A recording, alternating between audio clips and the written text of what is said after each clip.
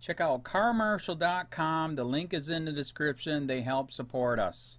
Channel 2 Action News investigates. A tip from Channel 2 has led to another cheating investigation at Atlanta Public Schools. This time, it involves the school district's police department. Channel 2 investigative reporter Richard Belcher says APS acknowledges that a quarter of its officers cheated on a state test.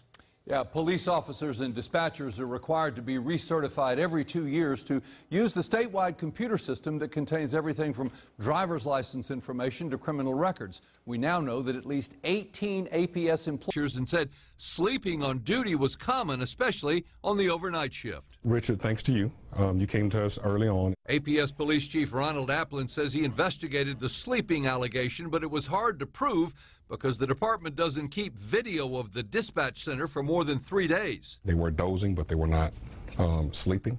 But they are aware that that's not something that's acceptable. But our whistleblower brought an even more disturbing allegation to our attention: officers and dispatchers cheating on a mandatory state test. If you're cheating, you're violating the law. GBI Director Vernon Keenan about the recertification test. The state gives every 2 years to 100,000 Georgia users of the Criminal Justice Information System. Misuse of that network is a crime.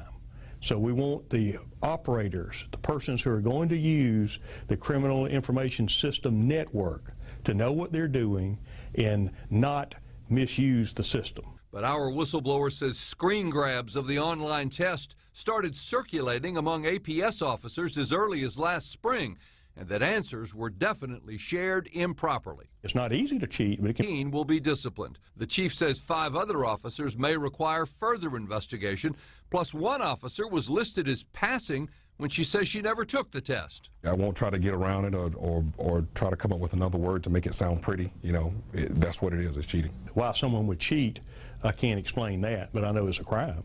The chief says the extent of the cheating surprises him because the test was open book. He says it's possible his officers weren't fully aware of the requirements governing the testing process, but they should have known better. These are good officers who have had some positive impact on their schools, on the kids that they work with, and they made a decision. I think that was not a good decision. Applin says his officers will now have to take the test on school property with security in the room. He says he's not seeking a criminal investigation, but internal actions are coming for at least 17 officers and 1 dispatcher. Are all disciplinary actions up to and including firing on the table? That's correct. This is definitely an embarrassing episode for a department that began only 17 months ago, but Chief Applin did take our information seriously and made sure it was investigated quickly and thoroughly. We'll stay on this. So we heard Vernon Keenan with the GBI say that this is against the law, so it's a crime, but APS is not treating it that way. Yeah, Director Keenan was emphatic about that. He said it twice. He repeated it to me yesterday. This is up to APS whether it asks the Fulton County DA's office to take a look as a criminal review. It has decided not to do that. All right. Thank you, Richard.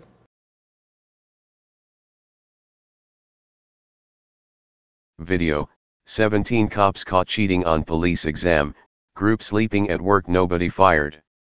Nearly 20 law enforcement officials will keep their jobs after they were caught cheating on an open book exam that is required by the department.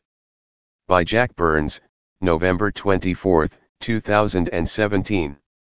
Atlanta, Georgia. You really cannot make this stuff up, folks. Nearly 20 employees were caught cheating on an open book test that is used to certify Georgia law enforcement personnel on how to properly use their Criminal Justice Information System, CJIS. Around 100,000 employees take the exam every 2 years. This year, 17 officers who work at Atlanta Public Schools as school resource officers and 1 police dispatcher were caught cheating, which is considered a crime in the state of Georgia. The cheating scandal came to the surface after it was discovered that several police dispatchers were sleeping on duty while they were supposed to be answering 911 calls on their third shift duty schedule. The allegations of sleeping on the job then led to a broader investigation whereby it was discovered that a police dispatcher had helped 17 police officers pass the biannual exam. Advertisement. Police Chief Ronald Applin told the press, "I won't try to get around it or try to come up with another word to make it sound pretty. That's what it is. It's cheating. Why someone would cheat I can't explain that, but I know it's a crime." Vernon Keenan, director of the Georgia Bureau of Investigation, said that he agrees. He explained that the CJIS involves criminal records, jail occupancies, and inmate information, and that properly using the system is required by law. If you're cheating, you're violating the law. Misuse of that network is a crime. So we want the operators, the persons who are going to use the criminal information system network, to know what they're doing and not misuse the system. Even though both the chief and the director agree that what the 18 law enforcement officials did was illegal, Applin made no indication whether any of the officers would be charged with a criminal offense. Instead, he said all 18 would be disciplined, which usually means, as the Free Thought Project has documented on numerous occasions, they will be placed on paid administrative leave while the investigation takes place. In other words, they get a paid vacation for cheating. Read more. Not good. Trump warns of a major conflict with N Korea. Absolutely.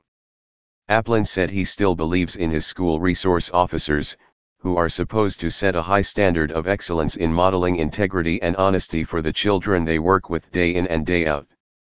He told the interviewing reporter, "These are good officers who have had some positive impact on their schools, on the kids that they work with, and they made a decision that I think was not a good decision. Therein lies the problem we at TFTP have with the way law enforcement officers are treated by their own. In the real world, if someone is caught cheating on a test, there are often serious consequences which accompany such an action. We are aware of one student who was caught cheating on an online assignment at a major university. The professor turned in the student to the Office of Academic Integrity, who then conducted an investigation. Upon conclusion of the investigation, it was discovered that the student had cheated on nearly all of the assignments given. The credits issued to the student were rescinded, the student was kicked out of the university, and the student must still repay the student loans taken out to attend the university. Cheating is a serious offense, but it seems in Atlanta, if you are a police officer at a public school, you can get away with cheating on your tests even if it is an open book exam." Hey Charlotte County, this is Charlotte County Cop Watch, and I wanted to explain what fair use is.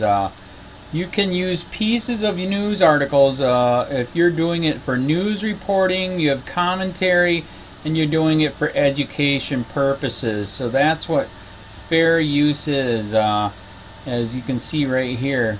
Another reason why I wanted to make this video is to let you know I have just joined with Patreon. A nice thing with Patreon, I make no money on YouTube. They took the money away years ago, and so this is another way to give, and it's a nice thing too because you can give monthly.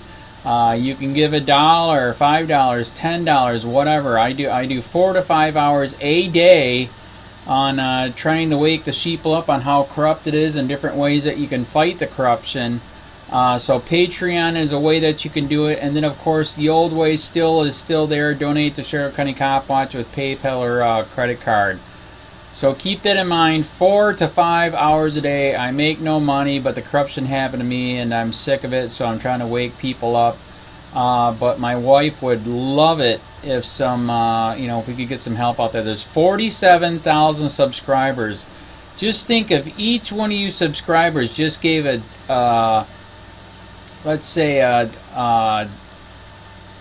actually yes, $1 a month. 47,000 subscribers gave $1 a month. That would be awesome. That's not going to happen. But anyways, that would be great if it did happen. But do the math in your head. Just think about it. Like I said, 4 to 5 hours a day. I get no money from YouTube. YouTube has gone nuts. You can't do anything anymore. They're taking the money away everywhere. So these are a couple different ways that you can still help out with all this time that I put in.